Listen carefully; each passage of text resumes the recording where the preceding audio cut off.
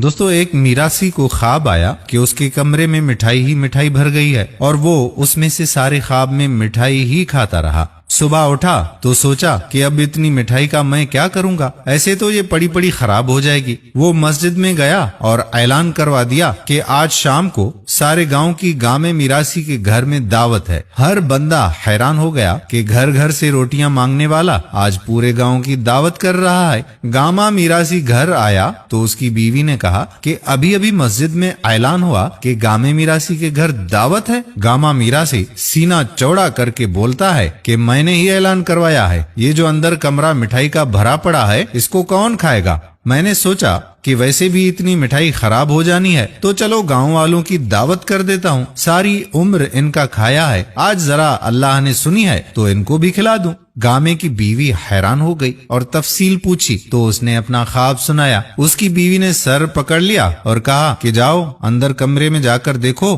कि मिठाई कहाँ है। जब उसने देखा तो कमरा खाली था। बेचारा बड़ा परेशान हुआ। बहुत सोच विचार के बाद बीवी को कहा कि चलो कोई गल नहीं जी, अल्लाह वारिस है, तुम ऐसा करो कि दरियां वगैरह बिछाकर गांव वालों के बैठने का बंदोबस्त करो, मैं कुछ अरेंज कर लूंगा। जब शाम हुई और गांव वाले आना शुरू हो गए तो गामा एक तौलिया और एक साबुन और लोटा लेकर दरवाजे के पास खड़ा हो गया। जो भी आता वो साबुन से उसका हाथ धुलवाता और तौलिया पेश कर देता। आओ जी मलिक साहब हाथ धो लो, आओ जी राणा साहब हाथ धो लो, आओ जी चौधरी साहब हाथ धो लो। गर्ज के गांव के आने वाले तमाम लोगों के हाथ वगैरह अच्छी तरह से धुलवा कर दरियों पे बिठा दिया। सब लोग हैरान और परेशान लग रहे थे कि लगता है कि गामे ने कोई वीआईपी बंदोबस्त किया होगा। कुछ देर के बाद गामा हस्बे आदत हाथ जोड़कर सबके सामने खड़ा हो गया। चौधरी साहब, मलिक साहब, राणा साहब, ते सारे पिंड वालियों, मैं इतनी ही हैसियत रखता हूँ कि बस आप लोगों के हाथ ही धुलवा सकता हूँ।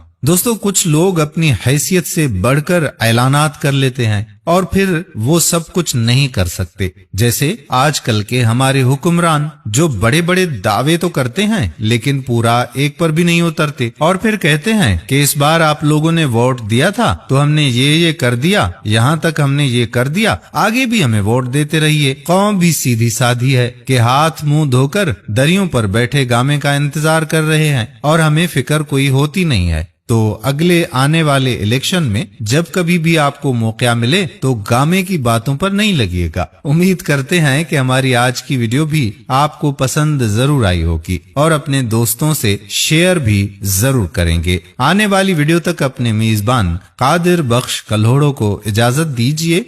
अल्लाह हाफिज।